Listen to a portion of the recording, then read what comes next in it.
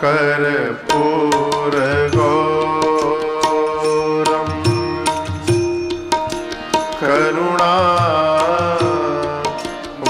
करुणावतारम संसार सारम भुजगेंद्र हारम सदा वसंतम हृदया रविंदे भवम भवानी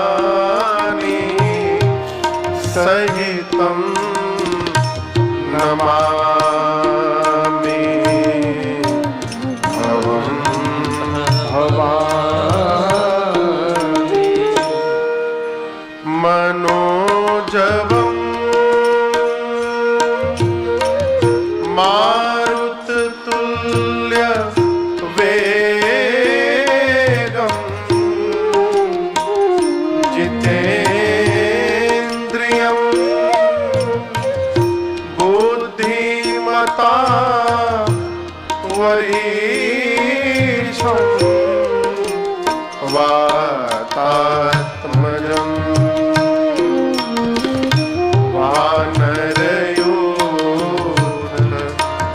वानरयूथमुख्यं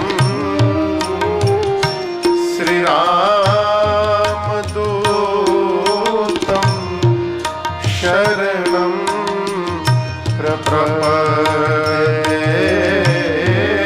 श्रीरामदूतं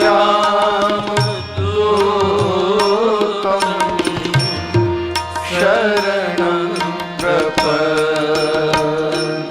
सीताराम राम राम सीता। गोस्वामी तुलसीदास जी कहते सती मैया के मुख से सत्य निकल गया। मां ने कहा प्रभु मैंने कोई परीक्षण नहीं किया। बाबा ने पूछा क्या किया? मां ने कहा जो आपने किया। जैसे आपने दूर से प्रणाम किया था उनको, मैं भी पास नहीं गई, दूर से प्रणाम करके मैं चुपचाप चली आई। भगवान शंकर मन में सोचे इतना समझाया, समझ में बात नहीं आई और गई अकेले, अपने आप समझ गई। बाबा ध्यान में जाकर देखे, क्या देखा? शंकर जी ने देखा कि सती जी ने सीता मैया का रूप धारण किया है। ये दर्शन करते भगवान शंकर को इतनी ग्लानि हुई, आप कल्पना नहीं कर सकते। सती कीन सीता कर वेशा। अब लेकिन यहां दर्शन करिए, इतनी बड़ी घटना घटने के बाद भी भगवान शंकर मां सती का दोष नहीं मानते।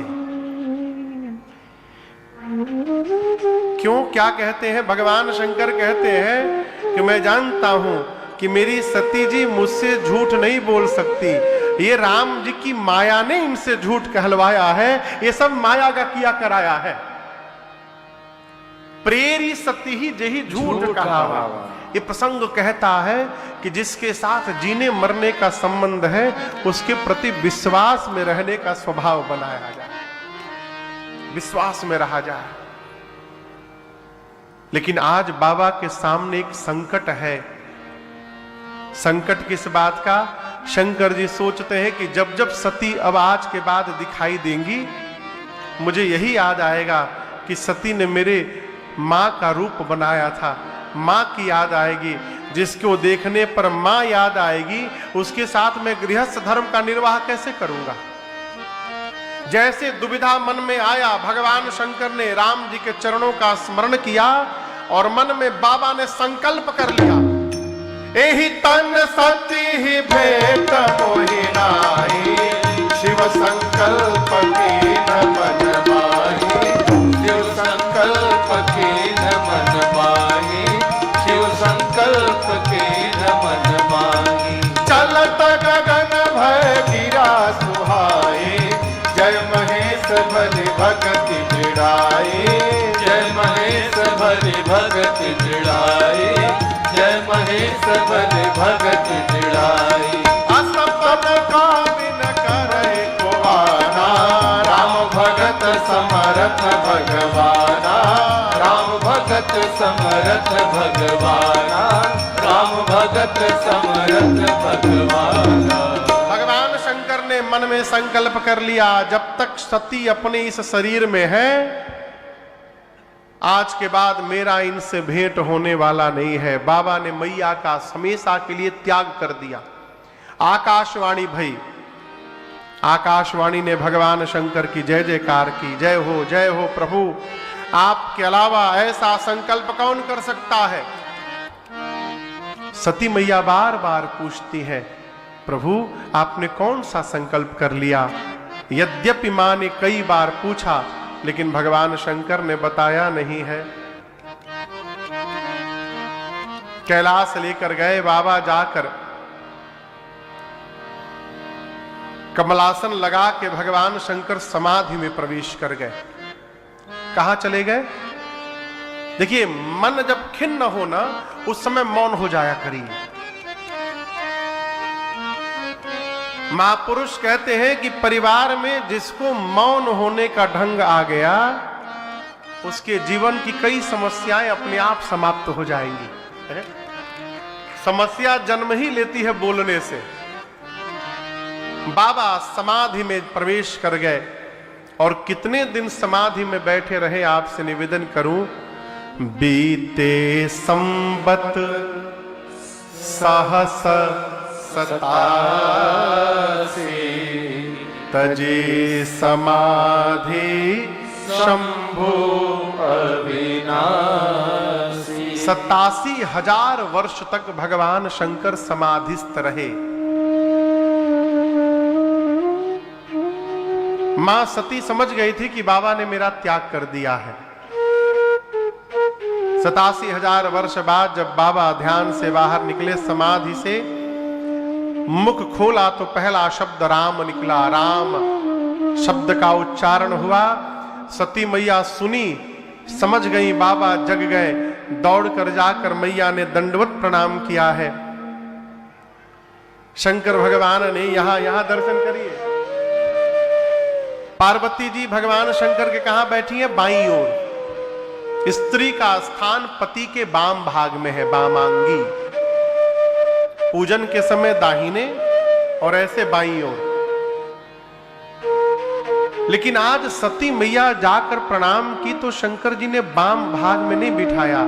कहां बिठाया? सन्मुख शंकर आसन बाबा ने सती मैया को सामने बिठाया। क्यों बिठाया? बाम भाग में बैठने का अधिकार सती मैया खो चुकी है। शंकर जी लगे कथा सुनाने कि सती का दुख कम होगा। और आपसे निवेदन करूं, जैसे कथा प्रारंभ भई उसी समय एक घटना घटी। क्या घटना घटी? सती मैया के पिताजी है दक्ष प्रजापति। क्या नाम है? दक्ष। जयपुर में म्युनिसिपल कॉरपोरेशन होगा ना, नगर पालिका है जयपुर। तो यहां पहले काउंसिलर चुने जाते होंगे, इलेक्शन होता होगा म्युनिसिपलिटी का, तो चुने जाते हैं। काउंसिलर चुनने के बाद क्या चुना जाता है? मेयर। मेयर है यहां पर? हाँ। उसी प्रकार पहले ब्रह्मा जी ने बहुत सारे प्रजापतियों की नियुक्ति की। बहुत सारे प्रजापति बनाए गए। उन प्रजापतियों में दक्ष को भी प्रजापति बनाया ब्रह्मा जी ने। और जब बहुत सारे प्रजापति बन गए तो उन सभी प्रजापतियों में दक्ष को उनका राजा बना दिया। दक्ष ही कीन प्रजापति नायक। और यहां गोस्वामी जी कहते हैं, जैसे बड़ा अधिकार मिला दक्ष को, अभिमान हो गया। अभिमान पद प्राप्त होने के बाद आता है। और क्यों आता है? क्योंकि हम ये मान लेते हैं कि जो प्राप्त हुआ है ये हमारे परिश्रम का परिणाम है। और यही भूल हो जाती है जीव से, है? जीवन में जब ये दिखाई देने लगे कि हम करने वाले हैं, यही अभिमान को जन्म देता है। हंसी आती है, बड़े बड़े लोग, पढ़े लिखे लोग जब केवल अपने बारे में बतावत है तो मैं महाराज ये, मैं वो, मैं ये, मैं वो है। अभिमान से बचना चाहते हैं तो इस मैं को समाप्त करिए। कुछ भी प्राप्त हो जाए तो एक ही बात कहिए, कृपा है ऊपर वाले की, उनकी कृपा से प्राप्त हुआ है। यह अभिमान को जन्म नहीं होने देता। दक्ष को अभिमान हुआ और यज्ञ की रचना की। हरिद्वार के कनखल में दक्ष ने सबको बुलाया उस यज्ञ में भाग लेने के लिए, समस्त देवताओं को छोड़ ब्रह्मा, विष्णु और महेश। अपने दामाद को ही नहीं बुलाया। क्यों? भगवान शंकर को शत्रु मानता था दक्ष। अब आप कहोगे महाराज दामाद को कोई शत्रु मान ले? देखिए, जिसको सम्मान की भूख होती है ना, वो किसी से झगड़ा कर लेता है। अब जैसे यहां कथा चल रही है, कोई आवे सोचे हम आएंगे तो हमको एक स्पेशल सोफा चाहिए, मिलेगा बैठने के लिए। यहाँ सोफा मिली नहीं, नीचे बैठना पड़े। अब वो कहे कि शर्मा जी ने हमारा अपमान कर दिया। शर्मा जी ने किसी का अपमान नहीं किया, आपने कल्पना ही क्यों कि सोफा मिलेगा। कल्पना किसने किया? आपने। तो आपने स्वयं का अपमान किया है।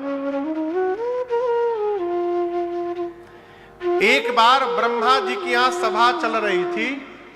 उस सभा में दक्ष गए। सभी देवताओं ने खड़े होकर के जय सिया राम कहा। उनको 3 लोग खड़े नहीं भय, ब्रह्मा जी, विष्णु जी और शंकर जी।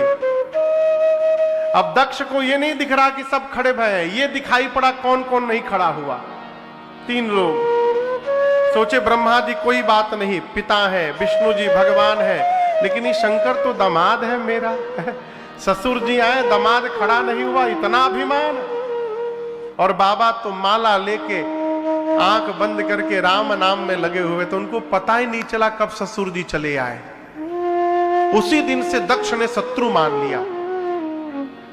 यज्ञ की रचना की, सबको बुलाया, ब्रह्मा विष्णु महेश को छोड़कर।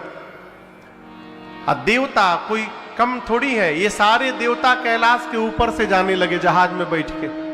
अरे बगल का बाईपास पकड़ लेते शंकर जी को बताने के लिए कि आपके ससुर जी ने आपको नहीं बुलाया।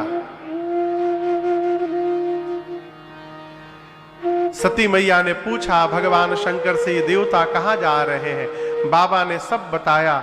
मां ने कहा प्रभु आपकी आज्ञा हो तो पिता के घर उत्सव है, मैं भी हो आऊं। शंकर जी कहे आपने बहुत अच्छी बात कही। यद्यपि 4 जगह पर बिना बुलाए भी जाना चाहिए। आपके पिता ने हमको बुलाया नहीं है, लेकिन पिता के घर, मित्र के घर, सदगुरु के घर और अपने स्वामी के घर बिना बुलाए जाना चाहिए। लेकिन देवी, यदि यहां भी अपमानित करने के लिए जानबूझकर नहीं बुलाया गया है, तो मैं कहता हूं वहां जाने पर कल्याण होने वाला नहीं है, इसलिए नहीं जाना चाहिए। सती मैया नहीं मानी। बाबा ने अपने गणों को लगा करके विदा किया। और आपसे कहूं, सती मैया पिता के घर गई, उनकी मां को छोड़कर किसी ने देखा तक नहीं उनको। बात करना तो दूर, देखा तक नहीं। सती मैया ने जाकर यज्ञ मंडप की परिक्रमा लगाई, देखा सभी देवताओं का आसन लगा है और इस यज्ञ में मेरे पति के लिए कोई स्थान नहीं है। पिता के घर में अपने पति का अपमान मां सती बर्दाश्त नहीं कर पाई। उस यज्ञ मंडप में मां का पूरा शरीर क्रोध में दहकने लगा। जितने देवता बैठे थे, मुनिगण बैठे थे, मां ने कहा सावधान होकर सुनिएगा। इस सभा में बैठकर आप में से जिसने जिसने मेरे पति की निंदा की है भगवान शंकर की, अथवा जो बैठकर कान से श्रवण मात्र भी किया है, आप सबको दंड मिलेगा। आज मर्यादा कहती है जिस सभा में शंकर की, संत की और श्री हरि की निंदा हो रही हो, अपने भुजाओं में यदि शक्ति है तो निंदा करने वाले की जिह्वा उसी समय काट दो। शक्ति नहीं है तो कान बंद करके चले जाओ। मेरे पति केवल मेरे पति नहीं है, शंकर जगत के पिता हैं। और आज इस मंदमती मेरे पिता ने मेरे पति का अपमान किया है। पूरी सभा सुन ले, आज के बाद मैं इसकी बेटी के रूप में जीवित नहीं रहूंगी। इतना कह के सती मैया ने योगाग्नि को प्रज्वलित कराया शरीर में और अपने आप को सबके सामने जला करके भस्म कर दिया। मां सती का पूरा शरीर योगाग्नि में दहकने लगा हो। शंकर भगवान को पता चला, वीरभद्र को भेजा बाबा ने। वीरभद्र ने आकर यज्ञ को तहस नहस करने लगे हो। किसी का आंख फोड़ा, किसी का पांव तोड़ा गणों ने, किसी की पीठ तोड़ी। दक्ष के सर को पकड़ा, वीरभद्र ने हाथ से उठाया, उखाड़ करके सिर को ले जाकर अग्निकुंड में जला के भस्म कर दिया। गणों ने, रुद्र गणों ने यज्ञ को विध्वंस कर दिया। दक्ष के सर को अग्निकुंड में जलाकर भस्म कर दिया। बाद में भगवान विष्णु आए और यज्ञ की रक्षा की गई। क्यों? यज्ञ भगवान के स्वरूप है। दक्ष प्रजापतियों के नायक बने, उनका सिर अग्निकुंड में जल गया। बाद में बकरे का सिर लगा करके उनके धड़ पर उनको जीवित किया गया। इधर सती मैया प्राण निकलने से ठीक पहले, सती मैया ने मरने से ठीक पहले, प्राण निकलने के पहले राम जी से वरदान मांगा है। राम जी से ही क्यों मांगा? सती मैया जानती हैं कि मैंने राम जी की परीक्षा लेकर राम जी के प्रति अपराध किया। जब तक राम जी मुझे क्षमा नहीं करेंगे तब तक बाबा क्षमा करने वाले नहीं है। इसलिए राम जी से वरदान मांगा। क्या मांगा? प्रभु एक वरदान दीजिए, अगले जन्म में भी मैं बाबा के ही चरणों की दासी बनूं, इसके अलावा हमें आपसे कुछ नहीं चाहिए। जन्म जन्म शिव पद अनुराग। और इसी वरदान के कारण पार्वती मैया का अगला जन्म हिमांचल महाराज के घर में सती मैया का शरीर शांत हुआ और पार्वती मैया के रूप में उनका जन्म हुआ है। आइए एक बार भाव और श्रद्धा के साथ बोलिए पार्वती मैया की जय। पार्वती मैया ने हिमांचल जी के घर में जन्म लिया।